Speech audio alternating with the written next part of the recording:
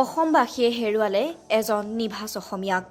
যোৰহাট তথা অসমৰ সুসন্তান ডক্টৰ দিলীপ কুমাৰ দত্তৰ দেহাৱসান। যোৰহাটৰ সুসন্তান তথা প্ৰৱাসী ভাৰতীয় এজন ডক্টৰ দিলীপ কুমাৰ দত্ত আছিল আমেৰিকাৰ ৰড আইলেণ্ড বিশ্ববিদ্যালয়ৰ গণিত বিভাগৰ অধ্যাপক। ডক্টৰ ভূপেন হাজৰিকাৰ গীতৰ অন্যতম গৱেষক, ভূপেন হাজৰিকাৰ গীত আৰু জীৱন ৰথৰ স্ৰষ্টা, নিৰ্মল প্ৰভাৰ গীত আৰু নাৰীৰ জীৱন, প্ৰেমত পৰিলো নেকি, মিছ গুৱাহাটী আদি গ্ৰন্থৰ স্ৰষ্টা, অসমৰ ভাষা সংস্কৃতিৰ অগ্ৰণী অনুষ্ঠান অসমীয়া সাহিত্য সন্মিলনীৰ প্ৰাক্তন সভাপতি ডক্টৰ দিলীপ কুমাৰ দত্ত।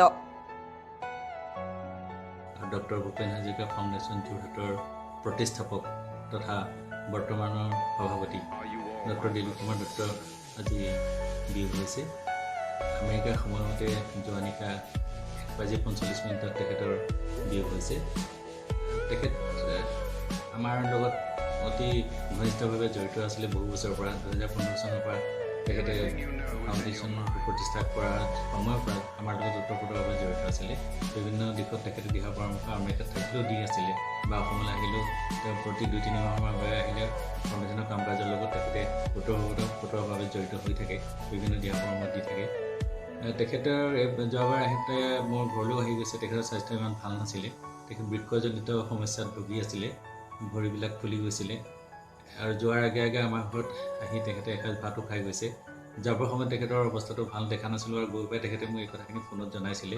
যোৱা 15 দিনৰ আগতো তেখেতে মোলৈ ফোন কৰিছে আৰু তেখেতৰ স্বাস্থ্যজনিত অসুবিধাখিনিৰ কথা মোক কৈছে। আৰু এজন নিভাজ অসমীয়াৰ আমেৰিকাস্থিত বাসভৱনত বৃহস্পতিবাৰে ভাৰতীয় সময় অনুসৰি দুপৰীয়া 12:30 মৃত্যু ঘটে।